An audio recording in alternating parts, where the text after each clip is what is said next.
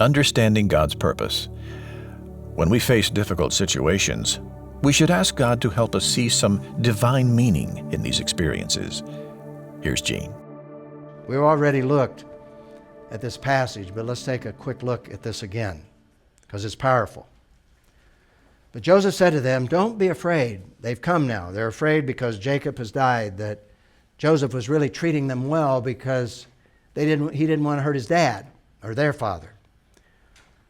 And so they come, and they ask for mercy. And Joseph said to them, "Don't be afraid. Am I in the place of God?"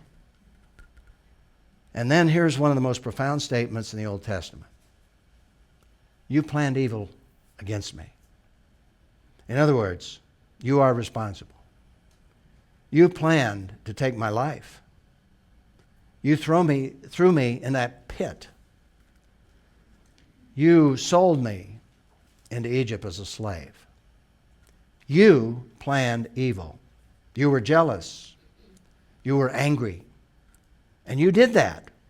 That's the implication. I'm not sure he had to elaborate on all that, but he just simply said, you planned evil against me.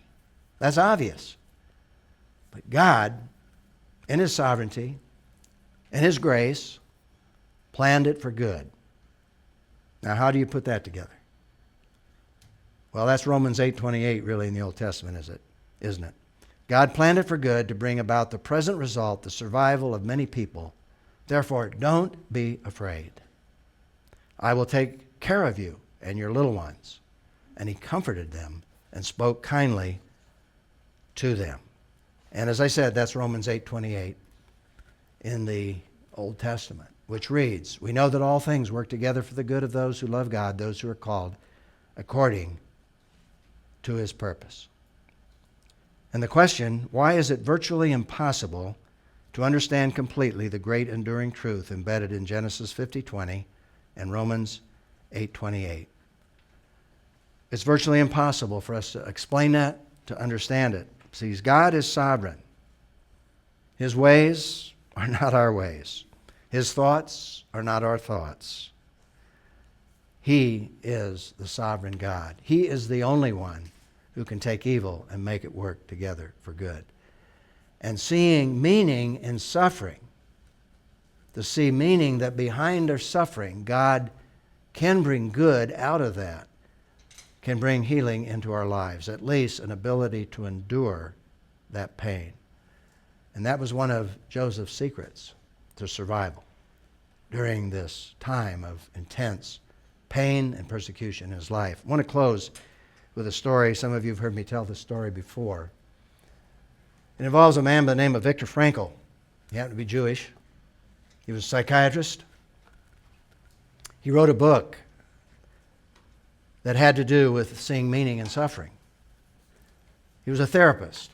He helped people when they were going through incredible tragedies to see meaning in suffering. He tells a story of an old doctor, a fellow doctor who came to him and lost his wife. And this old man was just lost without his partner that he had been with him for life. And he raised a very interesting question in that therapy session, one doctor to another. He said, let me ask you a question. What would have happened if you had died and she was left behind? He said, oh, she couldn't have handled it at all. And he said, well, isn't it wonderful that she went first? You saved her that pain. And that was the key to bring this old doctor out of his depression, that he saw some meaning in suffering in that situation. Now, it so happened that Frankl lived during the Nazi era. He went into a concentration camp. They destroyed all of his books, all of his materials. And he tells the story that when people were dying all around him, he could hardly get out of bed in the morning. He'd get up, tie his clothes on with baling wire, shoes on with string, march out across the frozen tundra to go off to the mines, and a crust of bread for breakfast. And he felt like he was going to die at any moment. Couldn't take another step in front of him. And he tells the fact that while he was in this state of just feeling like he was going to just die, he thought about what he believed and what he taught. And it's seeing meaning in suffering. And so he said to himself, what meaning can I see in the suffering? And the only thing he could conjure up in his mind was that he saw himself lecturing in an auditorium to a group of people. And the theme of his lecture was how he saw meaning in his suffering that day and days to come, day after day. He saw himself lecturing, and his topic was, I saw meaning. The meaning was that I could stand here in this auditorium and tell you that by seeing meaning, the only meaning I could see is I could tell you it worked. And here I am. And so he said that gave him strength to just see himself telling how he survived by seeing the meaning, to be able to tell somebody that he had survived by seeing meaning, and the meaning was them. Well, the end of the story is he was released from the prison camp before he died. And one day, my wife and I were looking at the newspaper, and I saw that Dr. Viktor Frankl was speaking at the University of Dallas. And I said, Elaine, we've got to go hear this man. And we did. And we sat there in that auditorium that night and heard him tell the story. And as we sat there, we realized that we were the audience of his mind. He saw us, as it were, sitting there, and he was telling us how he survived the Nazi concentration camp by seeing the meaning to be able to stand there and tell us that. As far as I know, when he went through that process, he was not a Christian. He did not believe in Jesus Christ, the Messiah.